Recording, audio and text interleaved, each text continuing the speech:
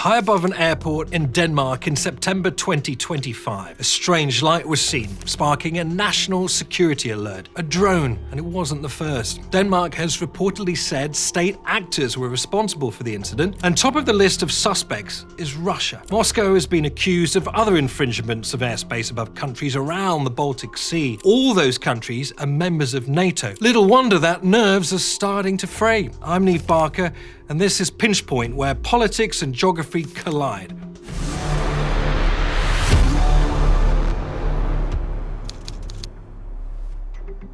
You know, Denmark may be reluctant to mention Russia while talking about the drones that shut two of its airports, but they're describing those infringements as attacks, and they're using words like military, covert, and hybrid. At sabotage, cyberangreb og andre former for hybridangreb er blevet en alt for tilbagevendende del af den europæiske virkelighed. Formålet er at stresse, teste grænser og skabe frygt og usikkerhed hos befolkningen og beslutningstagere.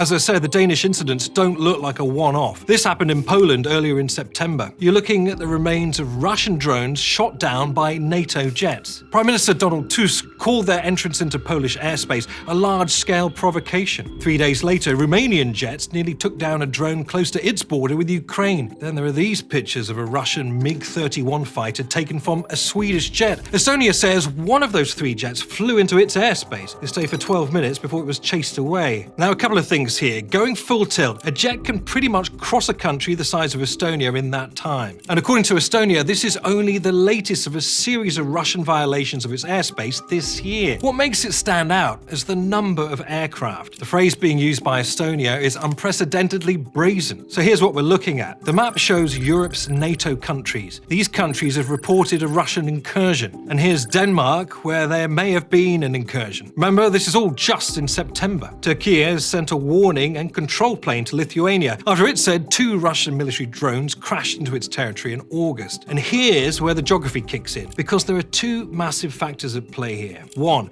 most of the action has been in or around the Baltic Sea, in countries which used to be in or under the control of the Soviet Union. And 2, Ukraine isn't far away from any of this, either in distance or the political effects of Russia's full-scale invasion. Let's take another quick look. Here's the Baltic Sea, and here's Ukraine right at the center of the action. Drone violations claimed by Russia have often coincided with drone attacks inside Ukraine. Either way, Ukraine says Russia's deliberately flying the drones into its NATO-controlled airspace. Kiev says Moscow is testing NATO's response and defenses, and that it's also trying to provoke confusion and fatigue around the war in Ukraine. We do not want to see a continuation of this dangerous pattern by Russia, intentional or not.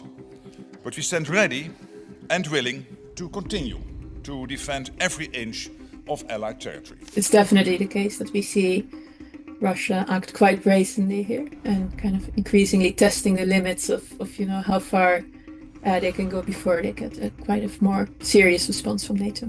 The question really is, firstly, why is Russia engaging in these provocations? And I think it's engaging in these provocations precisely to try and see whether actually NATO still exists, right?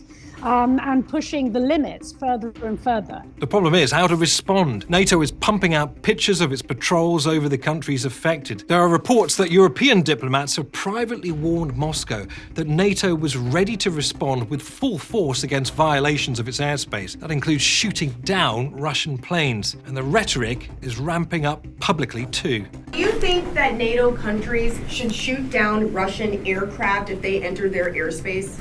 Yes, I do. Also in September, Russia and Belarus held a major joint military exercise on NATO's doorstep. And all the while, Russia has been in full denial mode. Russia's embassy in Copenhagen has rejected as absurd speculation that Moscow was involved in the Danish incursions. Denial too that Russian jets intruded into Estonian airspace. And with it came a warning from Russia that the accusations are dangerous in themselves. И, конечно, на фоне такого безрассудства выступления с такими агрессивными заявлениями, это еще один очень существенный виток эскалации напряженности вблизи наших границ. These are increasingly dangerous times. The Polish and Estonian incursions led NATO to invoke Article 4. That triggers consultations over a perceived threat. Bear in mind that Article 4 has only been called for 9 times. That's since NATO was created back in 1949. But Article 4 is not Article 5, the one for all and all for one appeal. The only time that has been invoked was when NATO forces supported the US following the 9/11 attacks. Nevertheless, senior politicians are issuing pretty chilling statements. Wir sind nicht im Krieg, aber wir sind auch nicht mehr im kompletten Frieden. Wir werden attackiert, Hybrid- in Desinformationskampagnen und eben durch Drohnen eindringen. Das ist die Realität, mit der wir es zu tun haben und mit der wir umgehen.